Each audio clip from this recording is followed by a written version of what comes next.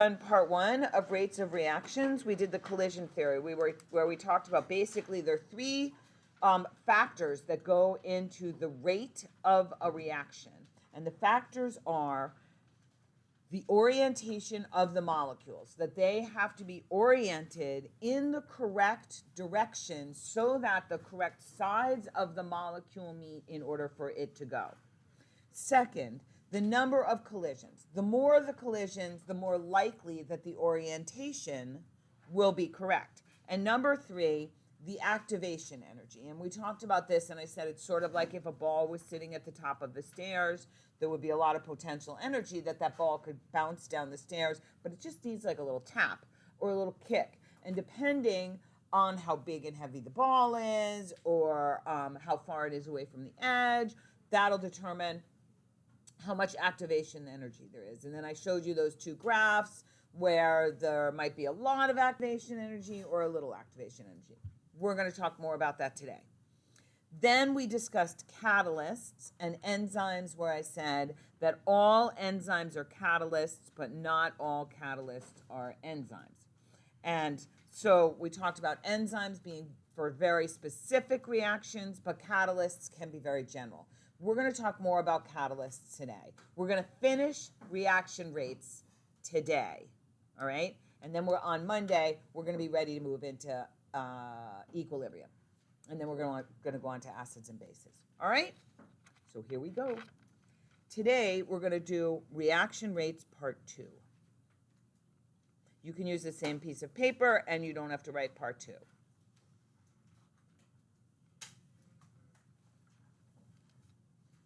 Okay, so first we want to discuss what exactly is a rate. Okay, so a rate is anything measured against time.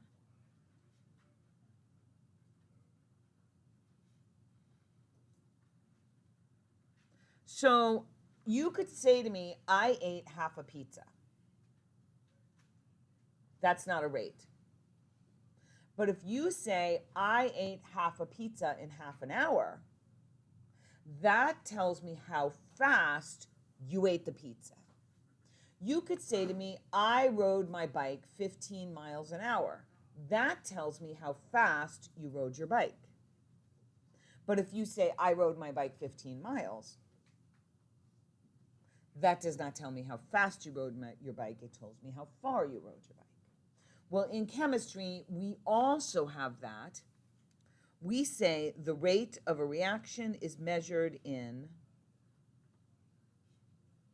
change in concentration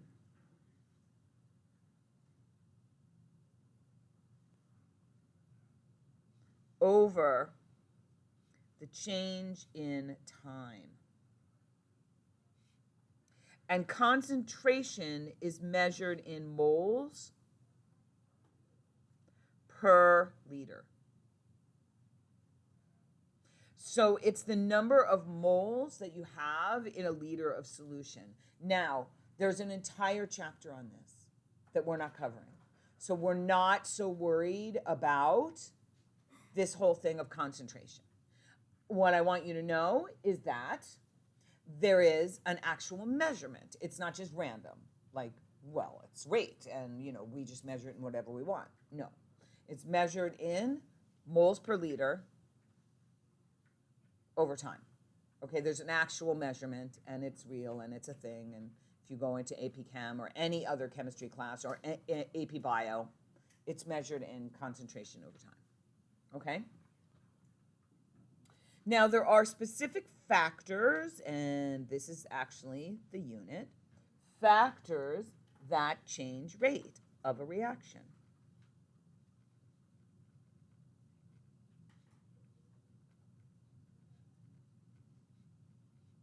So that's what we're going to talk about today.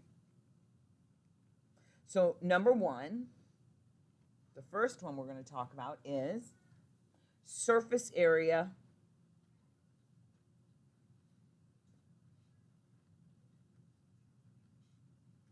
of the reactants.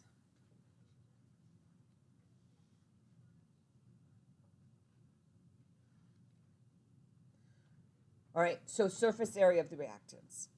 And the principle is the greater the surface area,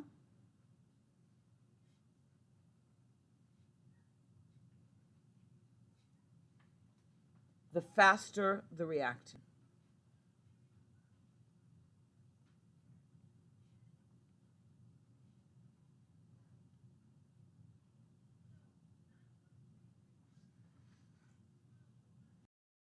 Okay, so a good example of this is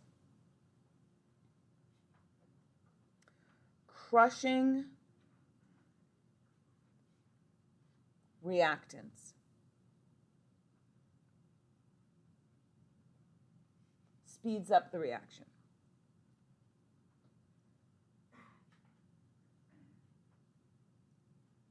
So, specifically, if we were doing an experiment, timing how long it takes for an Alka-Seltzer tablet to completely dissolve, we could drop a whole Alka-Seltzer tablet in one glass, and then we could grind one up in a mortar and pestle and drop that in as powder, and the whole Alka-Seltzer tablet might take a minute, and the ground up powder one would just go poof and be gone in like 10, 12 seconds.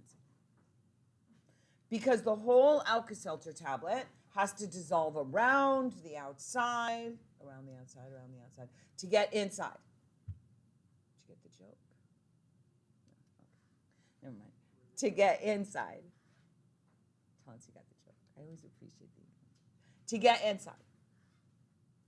Whereas the other one, all the molecules are available to the water to dissolve immediately, because when you put the powder in, all the molecules are available immediately. So it like literally just goes woof, and the whole thing dissolves in a matter of a few seconds. But if you drop the whole tablet in, all of the molecules, it goes from the outside in. So it takes time, right? So grinding it up, more surface area, more molecules available for the reaction. Okay? So surface area, greater the faster the reaction. Number 2, temperature.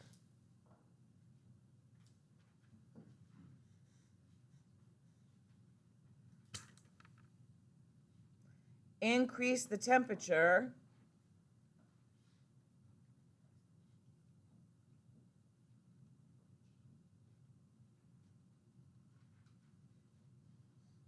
increase the rate.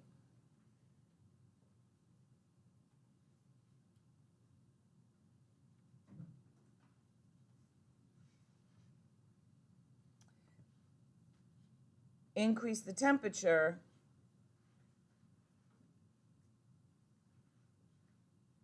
increase the kinetic energy, and so when those particles have more energy, more collisions. If there are more collisions, then more likely to get the correct orientation with the correct energy.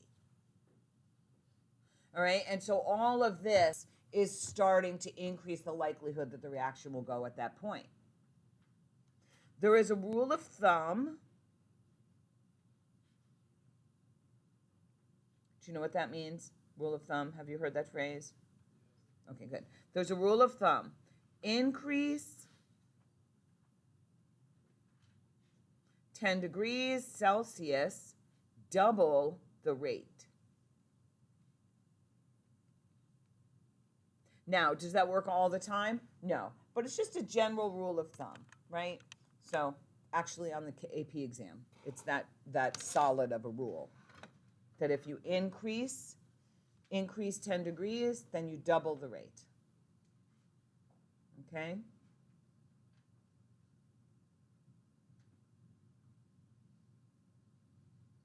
Number 3, concentration of reactants.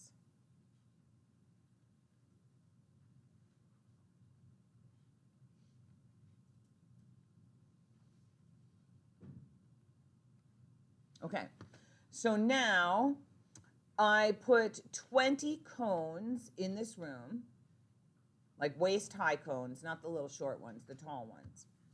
And then I blindfold somebody, and I say to them, what I want you to do is to walk around the room, and I'm going to count how many times in 3 minutes you bump into a cone.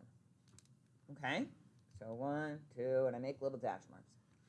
Now, so there were 20 cones per room, 1 person per room. Now I double the number of cones, 40 cones per room, 1 person per room. Now for 3 minutes, I'm going to count how many times they bump into the cones. What's going to happen? Am I going to get more bumps or less bumps?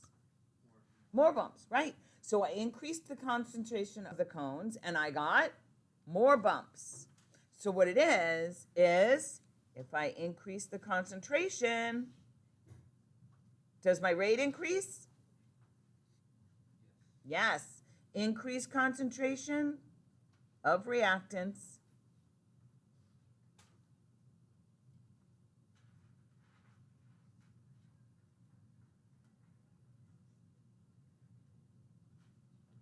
increase rate.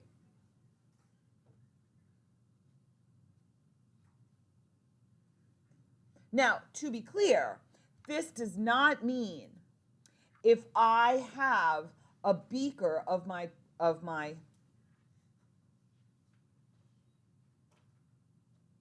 reactant and I just pour more in, did I increase the concentration of it? No, because the concentration of moles per liter in that beaker is the same, right? So if I have 5 moles per liter in that beaker and I just keep adding 5 moles per liter, I'm not increasing the concentration. It's still 5 moles per liter. I need to add more moles to have more moles per liter. Does that make sense? I have to add more moles per liter. I can't just keep adding more of the same moles per liter. That's not increasing my concentration. I need to add more moles per liter, and then, you know what I mean? Like, what I'm saying is, if I take them to another room that has 20 cones, that's not going to change anything. If I increase the size of my room and add 20 cones, that's not going to, at 20 more cones, that's not going to change anything. I have to keep the size of the room the same and add 20 cones, you see? Add 20 more cones. Add more cones. I have to add more of the substance to the same volume.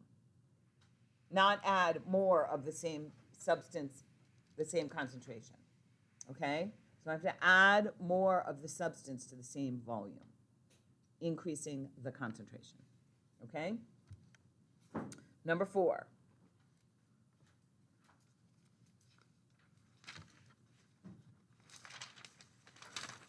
Stirring.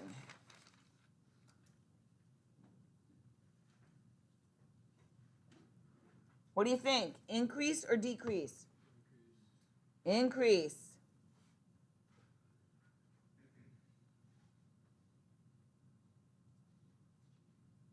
So it's going to increase the rate because it's going to increase the chance for collisions, increase the number of collisions,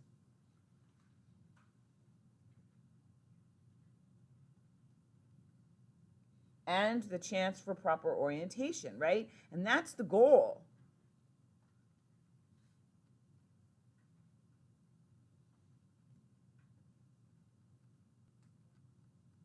Okay, so that's 4 things. The one we haven't done is catalysts, and that's the last one, and so we're going to do that one next. Yeah. What's chance for proper? So remember, everything has to come together in the proper orientation, right? Right. So if they're moving around rather than sitting there, if they're sitting there, they're only relying on the kinetic energy that's in the solution. But if we move them around, then we're giving them more opportunity to connect. Okay, so next we're going to talk about catalysts. All right, and if you work in colors, I'm about to work in colors, okay?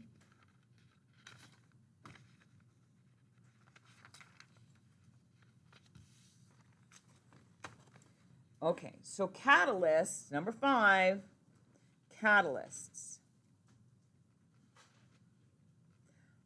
Catalysts increase the rate. Does anybody remember increase the rate? How catalysts increase the rate?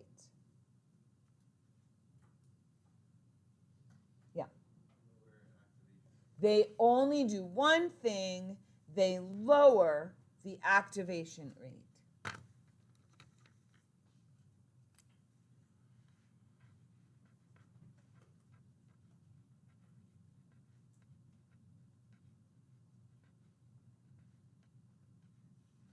They lower the activation energy. That is the only thing that they do. They do it in a lot of different ways. Remember, enzymes are catalysts, but not all catalysts are enzymes. They do it in a lot of different ways, all right?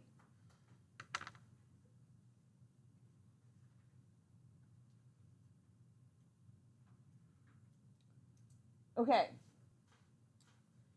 So one of the things that they, one of the things, most likely what they do is they provide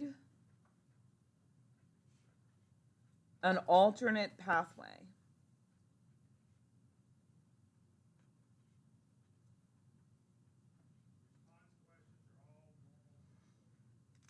Okay? So what we're going to do to look at catalysts is we're going to look at graphs. So first, we're going to draw the exothermic graph. We're going to draw the bubble graph. All right? And it looks like this.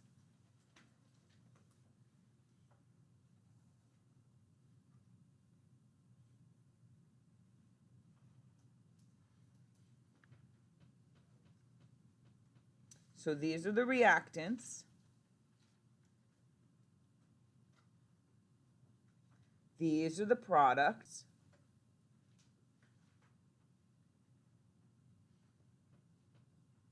We're going to label this reaction, progress. This is energy.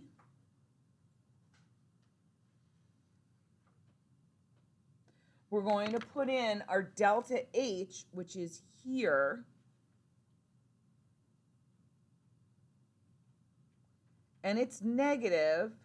Delta H is released. Okay? And if I were to write an equation for this graph, because if you see this graph on the test, you might have to decide, you will have to decide whether it's exothermic or endothermic.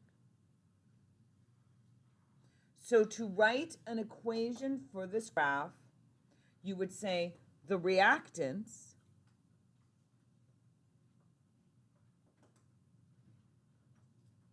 equal the products plus energy. Because to get the products to where the reactants are so that they're on the same energetic level, you would add energy to the products. You would have to get them up there, right? So it would be the reactants are equal to the products plus some energy. You're not going to take energy away from the reactants to get them down there. You never do that. So it would be reactants is equal to the products plus I'm going to have to add some energy there, right? So that makes it exothermic because it would be products plus energy. So where is the energy? The energy is a product, which means this is exothermic.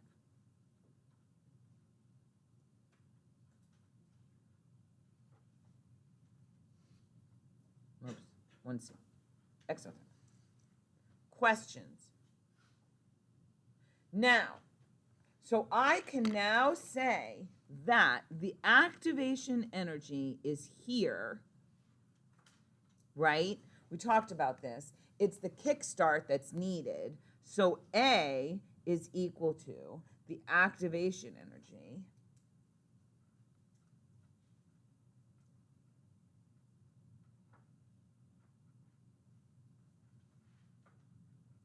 right? And remember, the catalyst lowers the activation energy. So on this graph, I'm going to draw the pathway of the catalyst. Now, this is a classic AP question. They literally say, on the graph above, draw the pathway with a dotted line for the catalyst. Classic AP question. It's like every other year. There's a bunch of other questions that have to do with the reaction, but then they give you this graph, just like this, and they say, draw the pathway of the catalyst. Well, what does it do? It lowers the activation energy. It looks exactly like the graph, but it lowers the activation energy. So that's what we're going to do. We're going to lower the activation energy. So it looks just like the graph, but it lowered the amount of energy that the reaction needed to get started. So effects of catalyst. So, did it change anything else? No, it did not. Nope, it did not. Just lowered the activation energy. Starting point is the same, ending point is the same, just lowered the activation energy. Okay? All right, now let's take a look at this for an endothermic reaction. All right, we're going to do the same thing. These graphs seem to be very important. Since I'm spending so much time on these graphs, I would think these graphs are very important, right? Okay, here we go. Reaction progress.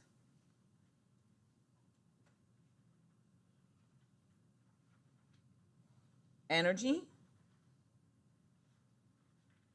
Okay, so now I'm doing an endothermic.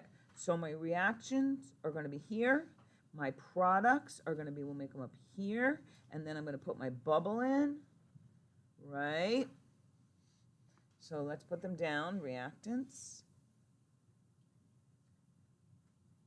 and products, right? And then I'm going to write my equation. Now, how do I get my reactants to equal my products here? I'm going to have to add energy, right? How much energy? Well, the difference here is here. So delta H is absorbed. See that? So it's going to be positive. It's definitely not going to be negative because look how much higher the products are, right? So it's going to be positive. So my reaction here is going to be reactants. And then to get the reactants up to the products, I'm going to need to add energy. And that is going to get me up to my products. And since I had to add energy to my reactants, that means that this is an endothermic reaction. Does that make sense? Hopefully. Now, let's mark out our activation energy. It's going to be from my reactants up to where my reaction can start. So that is A for activation energy.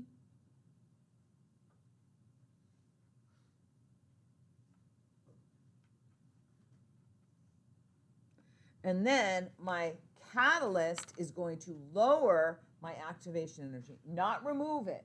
There's still going to be activation energy, but it's going to lower the activation energy.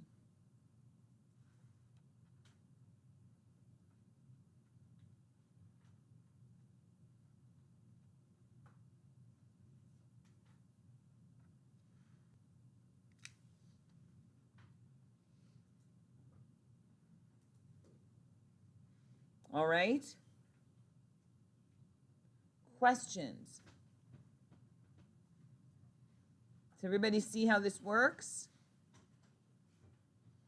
The catalyst lowering the activation energy.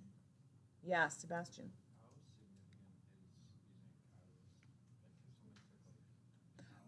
Oh, it could speed it up substantially. You could have a reaction that almost doesn't go, and with a catalyst, it goes, relatively quickly, whatever relatively quickly is, 2 hours, a day, but could almost not go without the catalyst. And in pharmaceutical sciences, catalysts are imperative because using catalysts, they can control short-acting versus longer-acting pharmaceuticals, that kind of thing. Catalysts are super important, right? Because they can control when they're going to be released and that kind of thing. All right,